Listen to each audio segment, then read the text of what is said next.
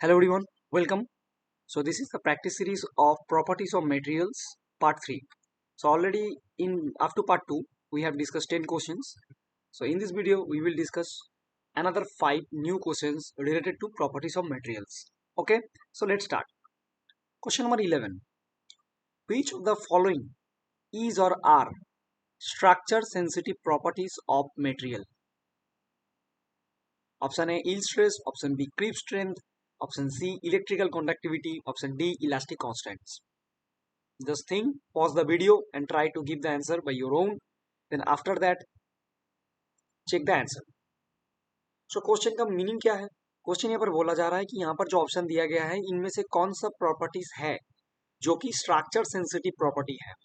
Structure sensitive property means ऐसे कौन सा प्रॉपर्टी है जो कि मेटेरियल के स्ट्रक्चर के ऊपर डिपेंड करता है, यानी कि मेटेरियल के अंदर कौन सा स्ट्रक्चर प्रेजेंट है. Structure means it indicates microstructure. Microstructure and microstructure indicates the phases. The structure those cannot be visible in naked eye are called microstructure. जो कि हम नॉर्मल आंखों में हम देख नहीं सकते, जो स्ट्रक्चर मटेरियल के अंदर क्या है वो देख नहीं सकते, उनको माइक्रोस्ट्रक्चर बोलेंगे. उसको देखने के लिए हमें माइक्रोस्कोप का जरूरत है. ठीक है, तो माइक्रोस्कोप के जरिए हम लोग जो स्ट्रक्चर देखते हैं उनको माइक्रोस्ट्रक्चर बोला जाता है. और वो किसका देखते हैं स्ट्रक्चर? हम लोग फेजेस के देखते हैं. फेस, अब फेस क्या है इसके बारे में बाद में बात करेंगे फिजिकल मेटलर्जी सब्जेक्ट में जब हम क्वेश्चन आंसर डिस्कस करेंगे. लेकिन अभी के लिए फेस क्या होता है अभी वो उसमें डिटेल्स हम नहीं जाएंगे. लेकिन ये क्वेश्चन का मीनिंग यही है कि कौन सा ऐसे प्रॉपर्टी है जो कि फेजेस के ऊपर डिपेंड करता है. जैसा फेस होगा उस हिसाब से प्रॉपर्टी होगा.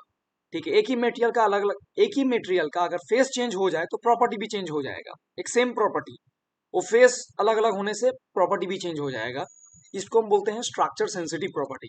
Structure sensitive property means structure dependent, यानी कि मटेरियल के अंदर कौन सा स्ट्रक्चर है उसके ऊपर डिपेंड करेगा. इनको हम बोलेंगे स्ट्रक्चर सेंसिटिव प्रॉपर्टी. ठीक है, तो इसका आंसर क्या होगा? Option A, option B, option C. Option D is not a structure sensitive property. ठीक है, so here I am showing you the list of structure sensitive property. This has been taken from the book of Dieter. G Dieter mechanical metallurgy book से लिया गया है. This are the list of structure sensitive property. This is very important, ये हमें याद रखना है. Okay, मैं एक तो चीज तुम लोगों को बोल रहा हूँ कि बेसिकली नॉर्मली देखा गया कि जितना भी मैकेनिकल प्रॉपर्टीज है, all the mechanical properties are structure sensitive property. Remember this thing, all the mechanical properties. If you observe carefully, yield stress is a mechanical property. To measure yield strength actually, yield stress is not a mechanical property. Yield strength is the mechanical property. We measure yield strength with the help of yield stress. So mechanical property depends on structure. Okay, so these are the list of structure sensitive property: creep strength, fracture strength, yield stress, semiconductor properties, electrical conductivity. Electrical conductivity is not a mechanical property. Semiconductor properties is not a mechanical property. These are under the electrical property, but mechanical properties are mainly structure sensitive properties. Electrical property भी structure sensitive के अंदर आता है. ठीक है, this question is important. I am giving a star on this question. Okay, next question. Question number 12. Which of the following is or are not structure sensitive property? Not structure sensitive properties of material. Not structure sensitive यानी कि structure के ऊपर depend नहीं करेगा. Last question जो था उसमें पूछा गया था कि कौन सा प्रॉपर्टी है जो स्ट्रक्चर के ऊपर डिपेंड करेगा. But in this question it is asked that which properties are not dependent on structure. यानी कि अगर मटेरियल फिक्स्ड है तो प्रॉपर्टी भी फिक्स्ड होगा. मटेरियल के अंदर कौन सा स्ट्रक्चर है वो प्रॉपर्टी को इफेक्ट नहीं करेगा. तो ऐसे कौन सा प्रॉपर्टी है जो कि स्ट्रक्चर के ऊपर डिपेंड नहीं करेगा कि मटेरियल के अंदर क्या कौन सा स्ट्रक्चर है, उसमें फर्क नहीं पड़ता प्रॉपर्टीज को.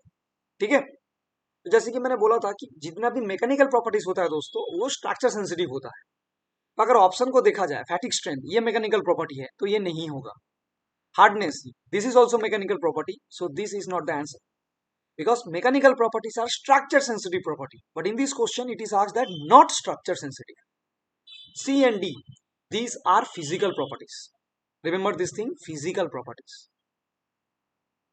What is physical properties was mechanical properties? I have discussed already question number 1. The properties those are measured by application of load are called mechanical properties. So याद रखना दोस्तों, फिजिकल प्रॉपर्टी जो है वो स्ट्रक्चर के ऊपर depend नहीं करता है. फिजिकल प्रॉपर्टीज मटेरियल के अंदर कौन सा स्ट्रक्चर है that doesn't affect the physical properties. Okay, so here is the list of structured insensitive. Insensitive means not sensitive. Not sensitive means insensitive. Structure के ऊपर डिपेंड नहीं करता है. Elastic constant, this is very important. Elastic constant is an intensive property. That means it is constant for a particular material at a given temperature. Elastic constant is elastic constant or elastic modulus are same. यानी कि if you take iron or steel at a particular temperature, elastic modulus is same. Steel के अंदर कौन सा microstructure है वो फर्क नहीं पड़ता उसमें. मेल्टिंग पॉइंट, अगर प्रेशर सेम रहा, मटेरियल अगर सेम रहा, then melting point is also fixed. This is not dependent on melting point mainly. Density, specific heat. Specific heat means heat divided by mass is called specific heat. Then we have coefficient of thermal expansion. Heat apply करने से वजह से the material get expand. So how much it will expand? It is described by this coefficient of thermal expansion. So all these are structured insensitive property. Okay. Next question. Question number 13. The material that cannot be formed into a thin wire by the tensile load is called option A ductile material, option B brittle material, option C soft material, option D tough material. इस question का मतलब क्या है? इस question में बोला जा रहा है कि the material that can not B form into thin wire by tensile load. If we have some material, suppose we have a rod and we are pulling a rod like this, tensile load we are applying. तो tensile load apply करके हम लोगों को पता है कि tensile load अगर apply करेंगे तो क्या होगा, ये रॉड कॉन्टिन्यूसली लंबा होता रहेगा, राइट. लेकिन सारे मटेरियल ऐसे लंबा वायर में हम लोग कन्वर्ट नहीं कर सकते. जितना हम इसको लंबा करेंगे उतना क्या होगा, इसका थिकनेस घटता रहेगा और ये लंबा होता रहेगा, राइट. ऐसी वायर बनता है. लेकिन this is not true for every material. There are some materials those can not be drawn into wire. There are certain materials, कुछ मटेरियल्स ऐसे हैं जिनको हम ऐसे पुल करके टेंसाइल लोड अप्लाई करके ऐसे वायर में कन्वर्ट कर नहीं सकते. तो क्वेश्चन में यही पूछा गया है कि उन मटेरियल को क्या बोलेंगे जिनको हम टेंसाइल लोड अप्लाई करके थीन वायर में कन्वर्ट कर नहीं सकते. उन मटेरियल को क्या बोलेंगे? Okay, so the answer is brittle material. For example cast iron. Cast iron is a brittle material. ये एलॉय के अंदर आता है, मेटेलिक मटेरियल के अंदर आता है, तो ये ब्रिटल मटेरियल है. जितना भी वायर बनता है दोस्तों स्टील से बनता है, माइल्ड स्टील से बनता है. कास्ट आयरन का वायर कभी नहीं बनता है. क्यों? क्योंकि cast iron is a brittle material. Brittle material means the opposite of ductile material. Ductile material किसको बोलेंगे? जिसको हम लंबा वायर में कन्वर्ट कर सकते हैं टेंसाइल लोड अप्लाई करके, उनको हम डक्टाइल मटेरियल बोलेंगे. बट ब्रिटल मटेरियल क्या है? जिनको हम वायर में कन्वर्ट कर नहीं सकते टेंसाइल लोड अप्लाई करके, that material is called brittle material. Remember this thing, very very very very important. Okay, तो क्या होगा अगर ब्रिटल मटेरियल को हम लोग ऐसे पुल करेंगे तो क्या होगा? The material will get fail. The material will get fail. Material fracture हो जाएगा, मटेरियल फेल हो जाएगा. हम लोग मटेरियल को, ब्रिटल मटेरियल को खींच के वायर नहीं बना सकते. Remember this thing. Next question. The property of a material by which a slab can be converted into thin sheet or strip by the application of compressive load is called dash. This is very important. जैसे कि हमने बोला कि tensile load apply करके हम लोग wire बना सकते हैं. लेकिन अगर मैं तुम लोगों को बोला कि वी हैव ए स्लैब और this is for example this is called billet, different और नाउ यू कैन से, अगर तुम लोगों को बिलेट नहीं पता है तो इसको हम तुम ब्लॉक बोल सकते हो. तो अगर हम लोग इसको पुल करेंगे तो ये पतला होगा, वायर बनेगा. तो अगर इसको पुल ना करके अगर इसको ऐसे पुश करेंगे, कॉम्प्रेसिव लोड अप्लाई करेंगे, तो क्या होगा? व्हाट हैपेंस, इसका जो थिकनेस है, thickness, this one, thickness will get reduced, right, like this. और इसका जो विथ है, विथ बढ़ जाएगा, थिकनेस घट जाएगा, देखो, राइट। इसको, इसके ऊपर अगर और भी कॉम्प्रेसिव लोड अप्लाई किया तो क्या होगा, दोनों एंड से अप्लाई करना पड़ेगा, तो क्या होगा, what will happen, it will become more thinner, या और भी पतला हो जाएगा, राइट, और इसका विथ और भी बढ़ जाएगा। सो ये जो मटेरियल, इसके ऊपर कॉम्प्रेसिव लोड अप्लाई करके हम लोग इसको ब्लॉक से ऐसे पतला पतला, इसको बोला जाता है सीट और स्ट्रिप, SHEET, सीट और स्ट्रिप। तो ऐसे पतला सीट में और स्ट्रिप में जो कन्वर्ट कर रहे हैं, ये कौन सा प्रॉपर्टी की वजह से हो रहा है, स्पेसिफिकली इस प्रॉपर्टी को क्या बोलेंगे, तो यही इस क्वेश्चन में पूछा गया था, ठीक है। तो देखो, ये रियल लाइफ में पिक्चर दिखाया, ये स्लैब बोल सकते हो, तो ऐसे हाई थिकनेस स्लैब रहेगा, इनके ऊपर अगर हम लोग कॉम्प्रेसिव लोड अप्लाई करेंगे तो ये ऐसे पतला, देख पा रहे हो कितना पतला है, तो ऐसे सीट में कन्वर्ट हो सकता है। तो ये जो कन्वर्ट हो सकता है, ये कौन सा प्रॉपर्टी की वजह से होता है, formability, ductility, malleability, plasticity. Answer is C, malleability. Okay दोस्तों, जनरली डक्टाइल मटेरियल को लेके ही हम लोग कंप्रेस करके सीट बना सकते हैं। तो मैलिएबिलिटी मतलब सीट कन्वर्ट करने के लिए, सीट में कन्वर्ट करने के लिए डक्टिलिटी भी चाहिए, लेकिन उसको हम डक्टिलिटी नहीं, अगर डक्टाइल मटेरियल के ऊपर ये किया जाएगा, बेसिकली ये जो स्लैब होना चाहिए डक्टाइल मटेरियल होना चाहिए। अगर ब्रिटल मटेरियल को लेके ऐसे कंप्रेस करेंगे तो ब्रिटल मटेरियल ऐसे पतला सीट में कन्वर्ट नहीं हो सकता, remember this thing, the material should be ductile, यानी कि इन मटेरियल को अगर पुल करेंगे तो ये वायर में भी कन्वर्ट हो सकता है, और अगर पुश करेंगे, कॉम्प्रेसिव लोड अप्लाई करेंगे तो ये सीट में कन्वर्ट होगा।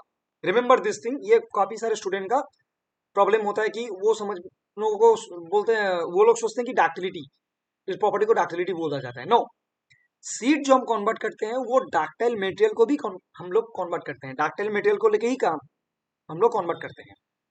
डक्टाइल मटेरियल को अगर हम लोग पुल करेंगे, मैं यहाँ पर लिख रहा हूं कि if we pull a ductile material, मतलब डक्टाइल मटेरियल को अगर हम टेंसाइल लोड अप्लाई करेंगे, टेंसाइल दोनों एंड से, तो वो बनेगा वायर, रिमेंबर दिस थिंग। और अगर इसी डक्टाइल मटेरियल को अगर हम लोग कॉम्प्रेसिव लोड अप्लाई करेंगे, कॉम्प्रेसिव पुश करेंगे, then it will become sheet और स्ट्रिप, सबसे पतला ऐसे बन सकता है, ठीक है, remember this thing. Brittle material को हम कॉम्प्रेसिव लोड अप्लाई करके सीट और स्ट्रिप में कन्वर्ट नहीं कर सकते, ठीक है। तो मैं यहाँ पर दिखाया कि कैसे हम कॉम्प्रेसिव लोड अप्लाई कर रहे हैं। So what is malleability, malleability is the property of a material, ये एक नया प्रॉपर्टी हो गया, ये भी एक मैकेनिकल प्रॉपर्टी है। Malleability is a property of a material by which a slab can be converted into thin sheet by the application of compressive load। Ductile load apply करेंगे तो सीट नहीं होगा, वायर बन जाएगा, ठीक है। Next question and last question for of this video, question number 15। Picture पर तुम लोग देख पा रहे हो तो आंसर तुम लोग इजीली दे सकते हो। क्वेश्चन क्या पूछा गया है, क्वेश्चन ये जो 15 नंबर क्वेश्चन है, this question is related to this 14, question number 14। कौन सा प्रोसेस, उस प्रोसेस का नाम क्या है, मैं यहाँ पर प्रॉपर्टी का नाम पूछा था कि what is the name of the property by which we can convert the slab into sheet. अब इस क्वेश्चन में पूछा जा रहा है प्रोसेस का नाम क्या है, in which of the following metal working processes a metal और alloy ingot can be converted into thin strip. कौन, क्वेश्चन नंबर 14 में पूछा गया था कि कौन सा प्रॉपर्टी की वजह से हम लोग वायर में कन्वर्ट, सॉरी सीट में कन्वर्ट कर सकते हैं, बट उस प्रोसेस का नाम क्या है, जिस प्रोसेस में हम लोग कॉम्प्रेसिव लोड अप्लाई करके सीट और स्ट्रिप फॉर्म करते हैं, उस प्रोसेस का नाम क्या है। Option A forging, option B milling, option C rolling, option D extrusion. As you can see the picture, you can clearly see the answer. The answer is rolling, and this is the rolling operation. दोनों roller रहेगा, roller के बीच से, between the roller there is a gap. We will send the block like this.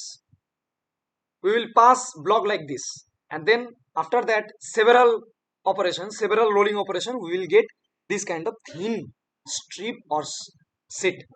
Okay, and the name of the process is rolling. And जिस property के वजह से ये होता है, property का नाम है malleability. The property by which we can convert sheet is called malleability, but the process is called rolling operation.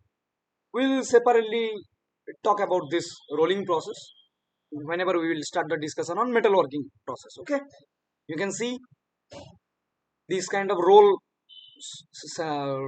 coils. You have seen that. तुम लोग देखे हो ऐसे कॉइल्स जो रोल करके ऐसे सीट को ऐसे इंडस्ट्री में सीट बनाने के बाद उसको ऐसे कॉइल फॉर्म में रखा जाता है, फिर उसके बाद उसको सप्लाई किया जाएगा, सेंड किया जाएगा, डिलीवर किया जाएगा. सो यह है एक सिंगल सीट और फिर उन सीट को ऐसे कॉइल किया जाएगा. This is very important flow chart. This flow chart indicates the rolling process, and in the rolling process, in this flow chart, it has been shown that what are the different types, what are the different shape we can produce by rolling. ऐसे पहले block रहेगा जिसको हम ingot बोलते हैं, इसका definition अलग है, बाद में बताएंगे. फिर उस इंगोट को हम ऐसे कॉम्प्रेसिव लोड करके रोलिंग में हमेशा remember this thing, in rolling operation compressive load is applied. Okay, so ingot we get slab, then इसको फर्दर अगर कॉम्प्रेसिव लोड अप्लाई करेंगे we will get sheet, then sheet को कॉइल कर सकते हैं. ठीक है, इंगोट नहीं, हम और एक ब्लॉक हम लोगों को मिल सकता है, अलग प्रोसेस है, that is called continuous casting process. We will talk about this later. So उससे हम बिलेट मिलता है, तो बिलेट को भी हम लोग ऐसे कॉम्प्रेसिव लोड अप्लाई करके बार, जैसे इस पिक्चर में देखो, बिलेट से ये बार प्रोड्यूस हो रहा है. ये येलो कलर क्यों है? क्योंकि this process is in high temperature. This is hot rolling process. Okay, so bar से हम लोग ऐसे रॉड प्रोड्यूस कर सकते हैं. जो टीएमटी बार हम लोग देखते हैं, टीएमटी बार रोलिंग प्रोसेस करके ही मिलता है. ठीक है, so that's it for this video. In the next video I will talk more about the properties of material.